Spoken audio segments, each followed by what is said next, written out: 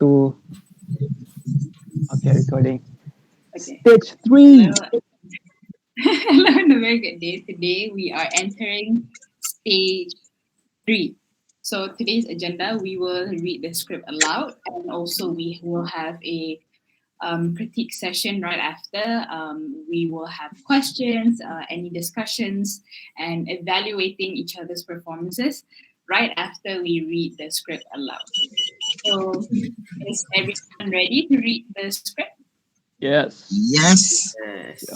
Okay, so I think we can begin now. Okay. 1, 2, 3. So, how's this work, detective? I talk first, you talk first. Usually, I do all the talking, and the only words I expect you to say are I am guilty. But I'm not guilty. And here's the part where I talk more. A man who happens to be your father was found dead in his apartment. A, a, a 0 point. How do you Cakap point point? Oh, okay. point 38 eh. A point 38 caliber was a point 38 caliber gun was used. My father died and you found the gun. That's all you got? Let me refresh your mind. 6 years ago, you had a quarrel with your brother. You shot him with a .38 caliber handgun. You went to juvenile. This morning, you were back. Your father was shot dead by the same type of handgun that was used against your brother. Clearly, your beef doesn't end with your brother. You had a score to settle with your father. The way I see it, you had a motive, and I have the evidence. I did not kill my father. Listen, you are exhausting me. I should be out there doing some real cop work, but I'm here in this small interrogation room, stuck with you, asking you to confess something that you already know. You can buy every second you want, but by the end of the day, you're gonna beg me for a good deal. You can do real cop work right now because the killer is obviously out there. You got the wrong guy. Let me tell you something. You're not 16 anymore. You're going to be tried as an adult. Too old for a juvenile, too young for the prison. With your age, you're not going to love the prison, though the prison will love you. So confess right now. I can give you a good deal, a slap on your wrist. I wouldn't take a pinch if I'm not guilty. I'm not wasting your time. You're wasting your own time. Fine, it's your death wish. Do you want to know what I see when I look at you? A coward, brave enough to take someone's life, but too weak to confess it. A liar, as if being a murderer isn't bad enough. I've seen people like you in the streets, acting tough behind a gun. Do you have any idea how many of my friends were killed on duty?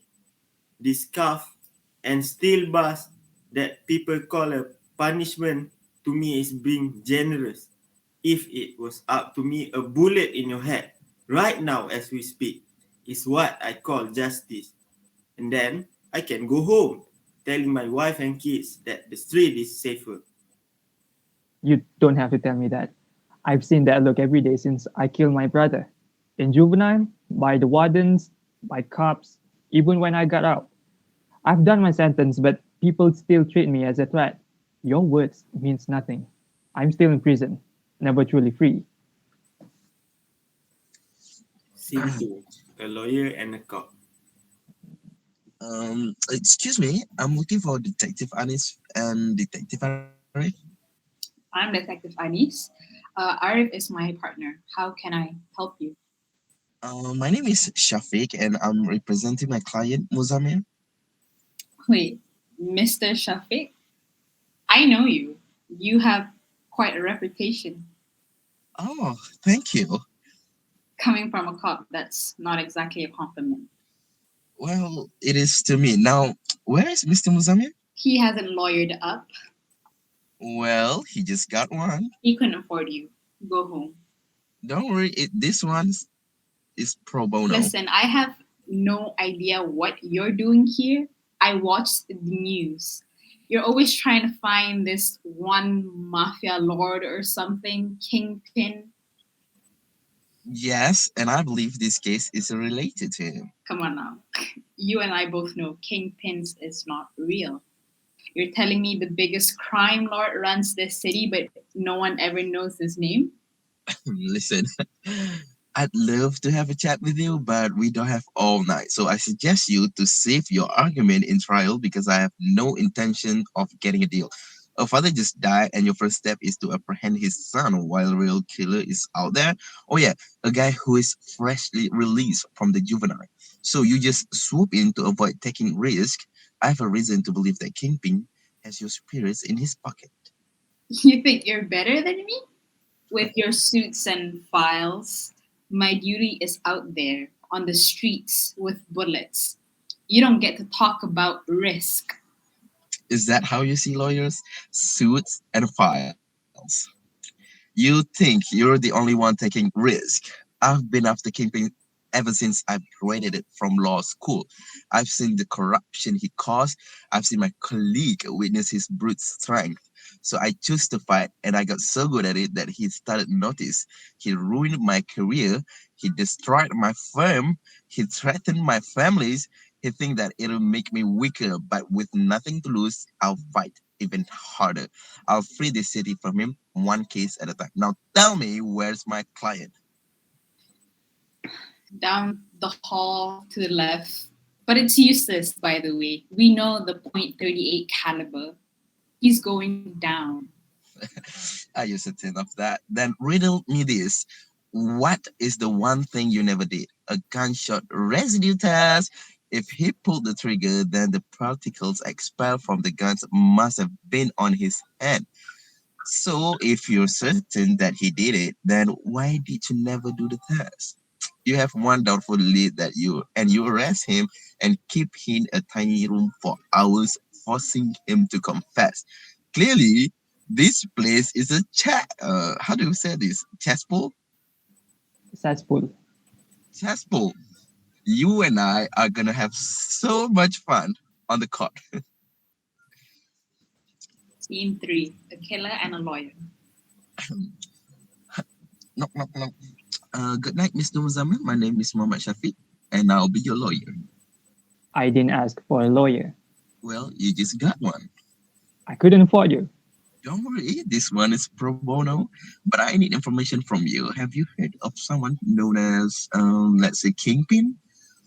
So I have to pay in a way, right? Listen, I'll wait for the lawyer that you appointed for me. You can bring that kingpin theory elsewhere. Are you always this rude to someone who's trying to help you? No? I'm rude to someone who claims to be trying to help me, but the first thing he asks is about Kingpin. Fair enough. Mr. Muzammil, did you kill your father? I wish. You see, it was his fault, my brother's death. When we were kids, he used us as punching bags. He says that we need to take a punch and be a man, you know? And when I was in the juvenile, we had to clean this storeroom.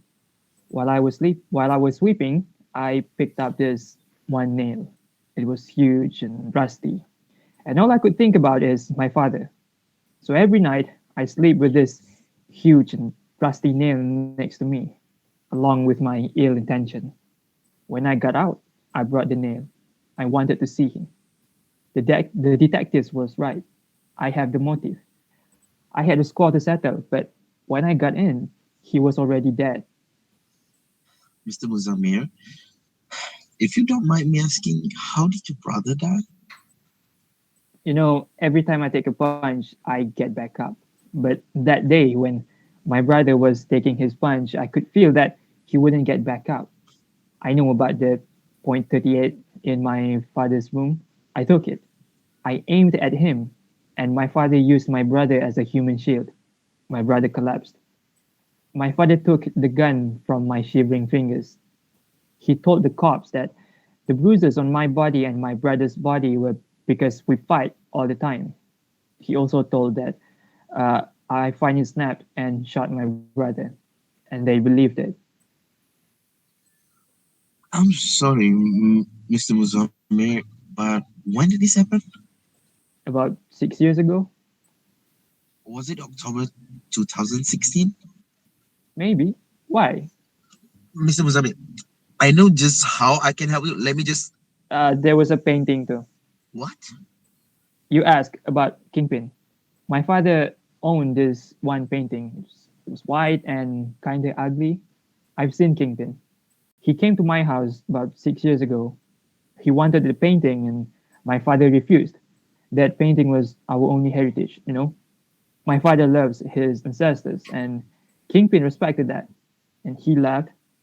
But the day I saw my father die, the painting was gone. The king gets what he wants. That's one thing I know about Kingpin, for all it's worth. Mr. Muzamir, you have no idea how important this is. But did Kingpin mention his real name?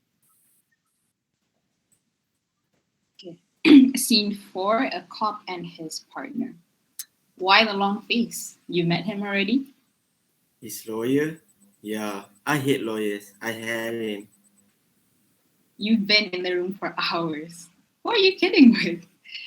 You never chose to make him confess. But the gunshot residue test, how did he know about that? I guess he's a really good lawyer. Hopefully not as good as the blind one. We need him to confess. This doesn't have to be trial. Do you have any idea what's at stake here? Are you really asking me that question? Of course I do. I'm sorry. How's your husband? Well, we finally have enough money to afford that experimental surgery. I'm sorry, man. You know, right? That I'm with you no matter what's your call. Yeah, I remember your promise. It's the kind of promise that you don't break, you know, the kind of promise I told my husband as well. What did you promise him? You know, we had a birthday party for our son. We're singing that birthday song, and I was too busy recording the cake and the party. But my son, he was looking at my husband, and my boy asked, "Why does Daddy smile so funny?" And you know, I next thing I looked at him. One of his sides of the face was drooping. I told him, "Maybe Daddy's just tired." And the next month, my husband couldn't raise his left arm. I said, "Daddy's just tired." And oh, sorry.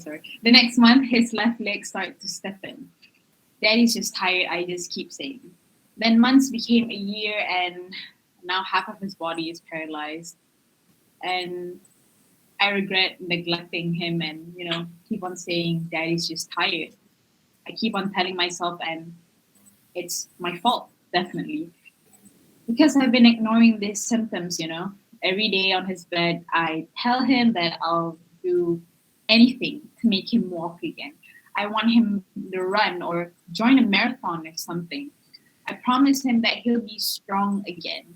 And he always replied, even though he couldn't talk properly, he replied with all his strength. He says he only wanted to smile, and that's enough for him. He wants his son to see both of his parents smiling, you know? I promised him, Irv, and I promised him that smile. As far as I'm concerned, your family is my family. Your son, how is he holding up? He's still a kid, you know, a baby. At least that's how my husband sees him. I don't see, and I don't think my son can truly grasp this, but I'm fighting for his smile. Every day I walk on these streets, I see people being happy, enjoying themselves. And, you know, they never did acknowledge and or know the murders that happened on the same street the night before. They never acknowledged the blood that paved the concrete on the night before. These people are so ignorant. And you know what they say, ignorance is bliss. That's why I never told my son about his daddy. But I'm still gonna do whatever it takes for that smile. Scene 5, the truth. Time's up. Ready to confess for your slap on the wrist? You really think that I'm gonna confess? Our best guess, yeah. Syafiq, kau mute. Shafi, you're on mute. Sorry. Okay. But let me read it. You like to guess? Well, I have a guess of my own. It'd be for nothing. But please, amuse us for a moment. Detectives, you two killed Musammit's father. You wanted to get his painting for camping. When he refused, you shot him with a .338 caliber, the same gun that Muzammil used to shoot his brother.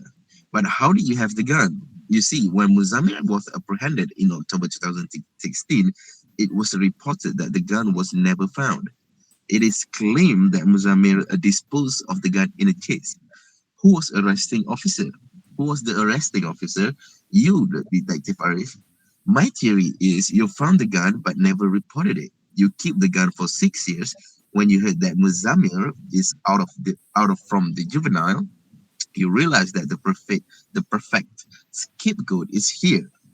The perfect opportunity to get the painting. You can just shoot his father, drop the gun on the crime scene. You'll have the evidence, and Muzamil had the motive.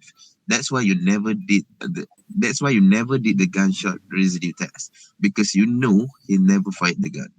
Now that you're still the arresting officer, you never reported the painting was stolen. Of course you didn't because you two are the ones who stole it. For Kingpin, isn't it? Cool theory. But if Kingpin is as influential as you claim, then why would he wait 6 years to get the painting? That's the thing. He never wanted to. Now, now you're just contradicting yourself. Okay, listen here. When Kingpin came to my house, he offered my father a ton of cash. Kingpin says that the painting reminds him of his wife, Vanessa. My father turned down the cash.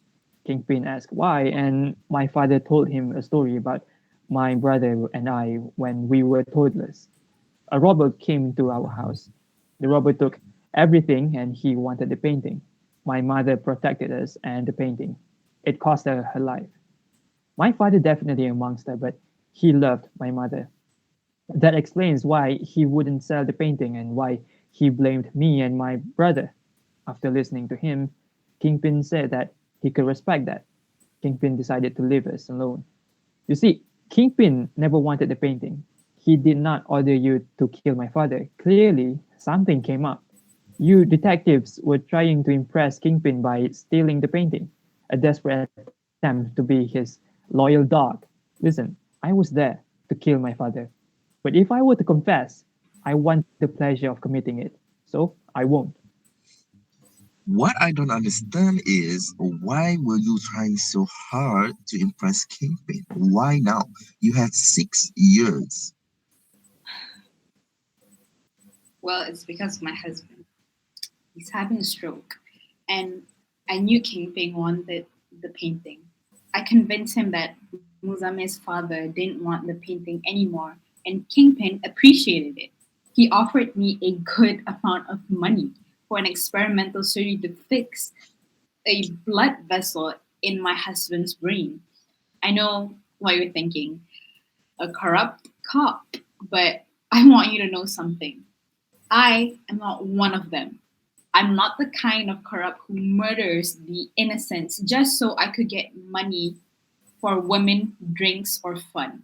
I'm doing this because I had to. Trust me, I did a lot of thinking for this. Do you have any idea how it feels to see a man that you love become paralyzed? I bet you don't. And one day he couldn't smile. The next week he couldn't walk. The next day the doctors told him he had to stay in bed for the remainder of his life. Every day I wake up and take a look at him wishing that he is still moving even if it's just a movement of his chest when he's breathing. I had no choice and I had no regrets. Mr. Muzamir, you said Kingpin You said Kingpin went to your house. Did he mention his identity? Wilson fixed, and I will use everything I got to take him down. So, you two know his name? That's a shame. That speech you gave about making the street safer, it's all a lie, you hypocrite. I wasn't lying. Let's be frank here. The street is safer without you. It's in your nature. You're a murderer. You killed your brother. You admitted that you wanted to kill your father. Even if you are not arrested now, do you think you're gonna have a normal life? No, no one would employ you. You are bound to return to your crime life. I'm not sorry for your father. He's a nobody. So are you. No one's gonna grieve on your death. Nobody. That's not your call. I'm gonna take this whole precinct down. That's not gonna happen. I'll tell you what's gonna happen. Mr. Muzamil assaulted Detective Anis and he took her gun. Out of self-defense, I had to shoot Muzamil. But what are you talking about? I'm not going to do that. Oh, you're gonna do it. You have a collaborating witness, Mr. Shafiq. What are you talking about? 647 Norma Lane. That's your mom's address, right? How did you? You moved your mom from the city, hoping that we won't find her ever. But Kingpin knows it all. Do as the king says, and your mom will be safe. You can't do this to me. You're right, Mr. Shafiq. This place is accessible. There's swimming in it. You'll drown no matter what. So don't fight. Just go with the flow, because we all work for Kingpin now. End scene. Okay. That was a really great script. Okay, so The devil. yeah. Yeah. Okay, so moving on to the okay, how do we feel about the performance? Personally, I feel like we already have that mood going on, that serious type of mood, and having that kind of intense, mysterious going on. I do say that we all have to, I think, maybe put in more of our emotions in each of the things. But of course, this is just a script reading, right? But yeah, Agreed. maybe in stage 4 we really put in more of our feelings in it.